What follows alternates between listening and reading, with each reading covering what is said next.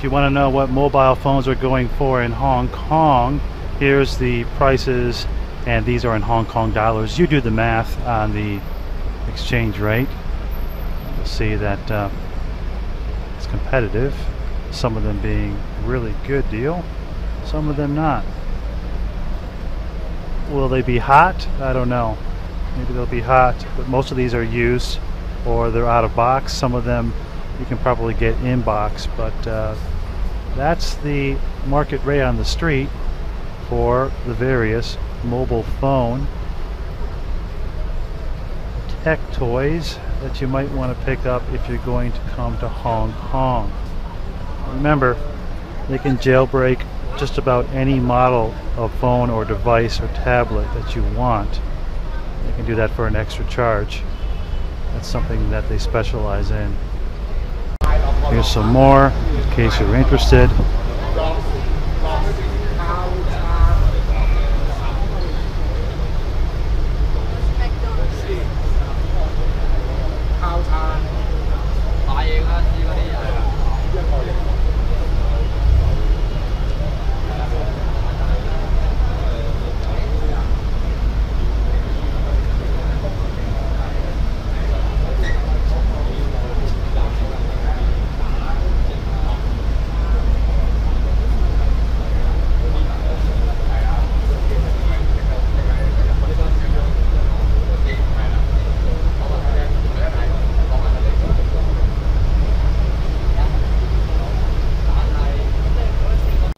How much do second-hand iPads go for in Asia? Well, right there it is. There's the Air 2, Air 3G, and so on. Let's take, for example, consumer electronics. These are microwaves, and they vary in size and price. But you'll notice that when you do the conversion to dollars or euros, wherever you're at, that these microwaves are quite expensive for being brands that are either Chinese companies or produced in China. So this is what perplexes me and has for many years, that a lot of the stuff that you buy around the world is manufactured in China, yet in China the prices of these consumer goods is close to, or in some cases more than they are in your country, after it's been boxed and shipped around the world, and the transportation logistics have been taken care of, and it's been shipped to your local store or outlet.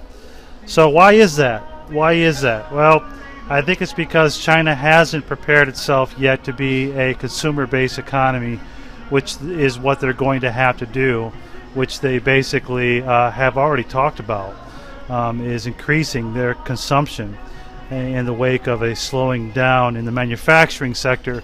And another has to do with, of course, the currency. You know, the world reserve currency, the US dollar, is definitely a big factor in this, okay?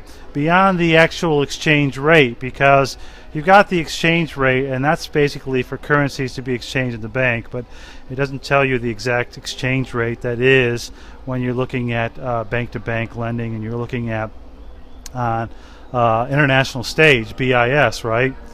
How do they resolve trade deficits and things like that? Well, the ratio is much different than what you would see as being 6.20 as an exchange rate for currency.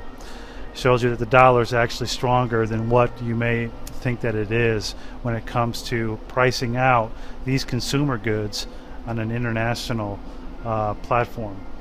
These are sheet sets, okay, at a major consumer outlet, big box store, right? Look at the prices there. RMB, okay, you're looking at around $100 for a sheet set. That's going to be Western quality, okay, international standard. That's the key, because of course you can buy sheet sets in China for dirt cheap, but they're going to be stuff that is going to be not high thread count, not high quality, right? And that's the key here, that a lot of this stuff that's decent quality has been made for export only. It hasn't been made for the domestic market. And that's another reason why you see the big difference in price, or the expensive prices for international quality stuff within China. Well, that's going to change. It's going to change rather quickly here as the international markets dry up and people aren't willing to pay $100 for or more for a sheet set that has a decent thread count. The Chinese will be buying these international thread count sheet sets for themselves, and the other countries in the world will have to either produce it themselves or they'll have to buy the cheaper sheet sets and other goods that the Chinese had been consuming internally before. So you see it flipping, it's flip-flopping, and the rubbish stuff is going to come to you. The higher quality stuff's going to stay inside, and people are going to pay the extra amount for them. So if you think that the goods that you're getting now are poor quality Chinese made stuff, just wait and see how it's going to be in the near future when you get the leftover stuff and the consumers in Asia get the good stuff. Disposable razors, another good product to look at to find out exactly how expensive a country is. But it's misleading because Gillette, as we know, has a virtual monopoly on the high-end disposable razor market. So the prices of these are going to be the same in just about any country that you go to because of price controls. So here's the question then. Why, if a Chinese worker is making 4 or 5 times less than you are, should they be required to pay the same amount for a brand name disposable razor? What does a cup of coffee at Starbucks cost in China? Well, a tall 22 RMB, grande 25, venti 28. So it is pretty expensive for the Chinese salary, and really kind of expensive anywhere when you consider that it's just a cup of coffee. But it's Big Mac index time. As of 2015, what's the cost of a Big Mac sandwich in China? 17 yuan. 23 if you want the entire meal. How does that factor up? Oh, she didn't like that at all.